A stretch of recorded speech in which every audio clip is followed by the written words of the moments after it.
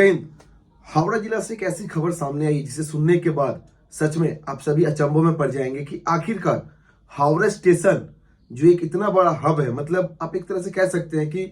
भारत में लगभग हर जगह जाने की ट्रेन हावड़ा स्टेशन से मिलती है, बस मिलती है। एवं हावड़ा एक बिजनेस हब बोल सकते हैं क्योंकि वहां से कलकत्ता, वहां से बैरकपुर, वहां से विधाननगर तरफ जाने का रास्ता, बहुत जगह जाने का रास्ता है। हावड़ा स्टेशन के निकट मंगरा हाट उतना बड़ा, तो इस तरह से बोल सकते हैं हब है हावड़ा। और उससे बड़ा चीज हावड़ा ब्रिज जो विश्वविख्यात है। उसके बावजूद भी हावड़ा स्टेशन से एक ऐसी खबर सामने आई है जो सुनने के बाद सच में आश्चर्यचकित रह जाएंगे आप लोग की, जहां एक तरफ बंगाल में आए दिन देखा जा रहा है कि राज्य के मुख्यमंत्री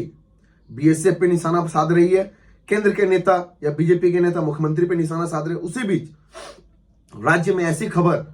सच में तहलका मचा देगी। हावड़ा स्टेशन से लगभग 80 से 90 हजार तक के नकली नोट बरामद किए गए हैं। अब आप सोचिए, हावड़ा स्टेशन से नकली नोट बरामद करना मतलब वो नकली नोट का कारोबार आखिर चल कहां से रहा था, आखिर कौन वैसे लोग हैं जो इस नकली नोट के कारोबार में संलिप्त है, और आखिरकार ये नकली नोट किस किस बाजार में चलाए जा रहे हैं, या अब तक किन किन राज्यों में जा चुके हैं नकली नोट। आपको बता दें, मुन्ना शेख नाम के एक व्यक्ति को हावड़ा जीआरपी एवं एसटीएफ ने गिरफ्तार किया है। खुफिया सूचना के आधार पर एसटीएफ एवं जीआरपी रेड करती है, तलाशी करती है। उसके बाद मुन्ना शेख नाम के एक युवक को गिरफ्तार करती है और उसके पास से लगभग 80 से 90 हजार तक के कैश बरामद किए जाते हैं, नकली नोट। ये बताया जा रहा है कि जो मुन्ना शेख है वो एक तरह से कोरियर का काम करता है।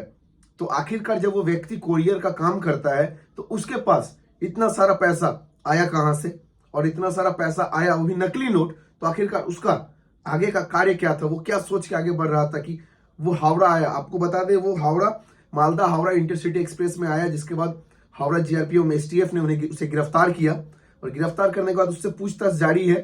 अब एक कोरियर में काम करने वाला इंसान नकली नोटों का व्यापार में लिप्त है, तो आप समझ सकते हैं कि राज्य में किस प्रकार की परिस्थिति है और कितना सचेत रहने की जरूरत है राज्य की पुलिस प्रशासन को। क्योंकि ये पहली ऐसी घटना नहीं है, हावड़ा स्टेशन में लगभग अधिकतर संख्या में बड़े मात्रा में कैश बरामद होते रहते हैं, लेकिन ये जो कैश है, ये नकली नोट, ये सच में ये खबर सुनने के बाद लगता है कि बहुत सारे लोगों को तो ऐसा लग रहा होगा कि आखिरकार पश्चिम बंगाल में नकली नोट, ये अलग ही बात है। और आखिरकार उस नकली नोटों का इस्तेमाल कहां किया जाने वाला था, किन किन राज्यों में उसको लेके जाया जाने वाला था, एवं अब तक ये मुन्ना शेख वैसे कितने नोटों का व्यापार कर चुका है, मार्केट में न जाने कितने जाली नोट फैला चुके हैं। इन सब विषयों पर लगातार पुलिस अपनी जांच पड़ताल कर रही है और ध्यान इस पे लगा हुआ है, और इस विषय में और ज्यादा जानकारी जुटाने में एसटीएफ एवं हावड़ा जीआरपी के अधिकारी लगे हुए हैं, और उससे पूछताछ जारी है कि आखिरकार ये पैसा आया कहां से, और इस बिजनेस में,